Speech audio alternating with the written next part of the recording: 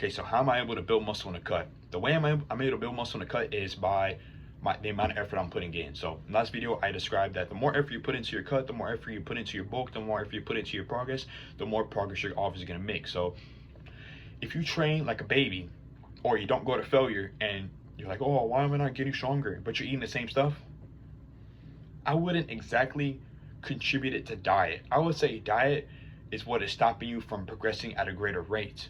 But I would say your training is what is stopping you from progressing at all. Does that make sense? So if you're lifting the same weight, if you're getting stronger just very little, and you know you're not pushing yourself, that's your issue.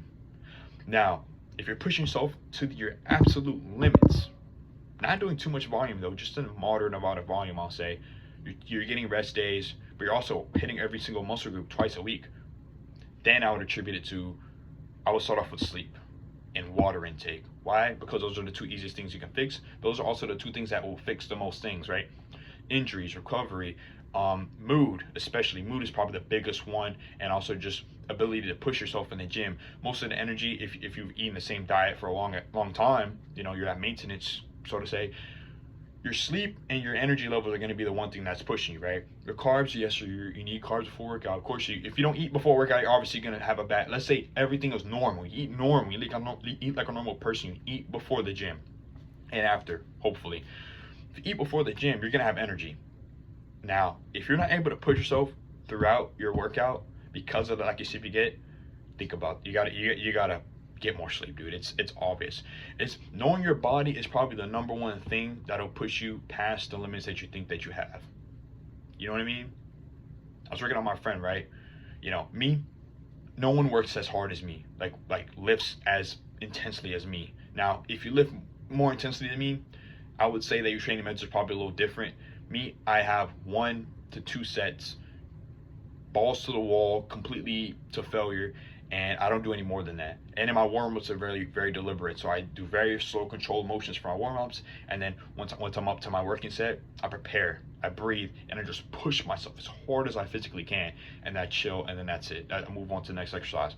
Why do I do that? Because I have seen greater results with that I have with my previous training method, which was, I did a push-pull legs 3 sets. I realized I was sore for days, so then I switched to like a full body upper lower type of thing, and it just instantly changed my training completely, especially with the new methodology that's out. Would I recommend that? Depends on how hard you train. That's literally the only thing. So if you train hard, you can do less and get more out of it. If you train softly, you need to do a little bit more. So if you don't train to complete failure, 3 sets is probably good for you. If you train pretty hard, 2 sets is probably good for you. If you train extremely hard, 1 set is probably good enough. It just depends on your intensity, in my opinion. And that's literally what I've seen in progress in other individuals, anecdotally, and also in myself. So like I said, in myself, knowing that about how hard I push myself and how hard I push myself to failure, 1 set was able to have me progressing every workout for months.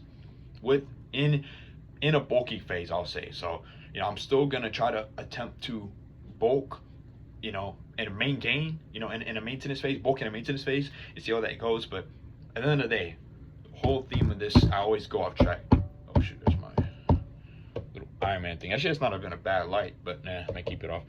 The whole theme of this video is to tell you that if you want to make more gains, you need to be more deliberate and have more intention towards what you do. So if you just say, oh, I'm not making progress, what do I do? And you just train harder, think about all variables. Think about every single thing that your body needs. Your body needs rest, your body needs food, your body needs water. Think about that. It's obvious.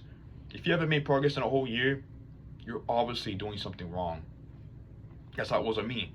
I wasn't making progress for an entire year, and I realized I wasn't training hard enough. And I realized I wasn't training as often enough, and I realized I was training too hard at times, right? Recovery was off. My diet and sleep wasn't always consistent. It's about consistency and the amount of effort you put into it. If you have the same diet, you eat the same exact thing for a month, you're gonna make progress. Unless your diet is crap. But that is also if your training is as intense. Intensity, consistency. That's it.